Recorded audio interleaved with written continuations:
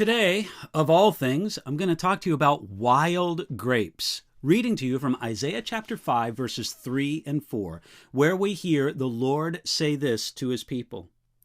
And now, O inhabitants of Jerusalem and men of Judah, judge, please, between me and my vineyard. What more could have been done to my vineyard that I have not done in it? Why then, when I expected it to bring forth good grapes, did it bring forth wild grapes? Isaiah chapter 5 is rich in images and poetry, but the message itself doesn't comfort Israel. It confronts God's people for their lack of response to the work of the Lord in them. Listen to the Lord as he simply asked Israel, "Judge, please, between me and my vineyard." The question was simple. Who was to blame for the harvest of only wild grapes? Was it the fault of the owner of the vineyard, or was it the fault of the vineyard itself? We know, and they knew, that farming is a matter of cause and effect. Literally, one could never blame a vineyard for lack of production, but in the Lord's vineyard, the will of man is a factor in it all. So again, the Lord asks the question, what more could have been done to my vineyard? In the story set out in Isaiah chapter 5, there was nothing left undone by the owner of the vineyard. He did all that he could do. In the same way, God cannot be blamed at all for the wild grapes his people bring forth. God did all he could do apart from making men robots, acting apart from or against their will. In Isaiah 5, only wild grapes came forth.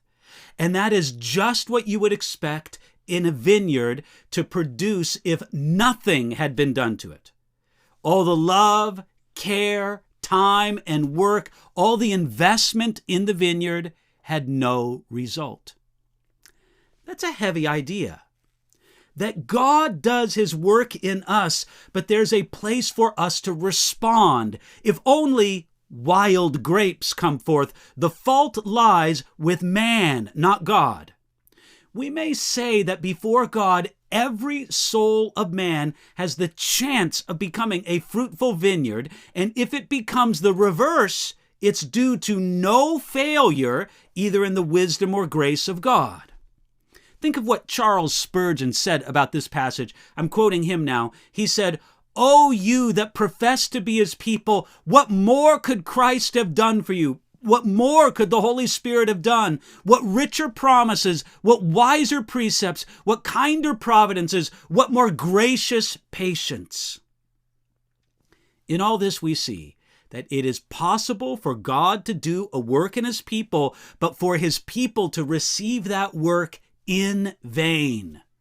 Paul warned in 2 Corinthians chapter 6, "We then as workers together with him also plead with you not to receive the grace of God in vain." Again, that's 2 Corinthians chapter 6. Now, of course, a literal vineyard doesn't do anything. But we, as God's vineyard, are called to work with the grace of God so that grace is not received in vain. Now, grace isn't given because of any works, past, present, or promised. Yet it is given to encourage work, not to say that work is unnecessary. God doesn't want us to receive his grace and become passive.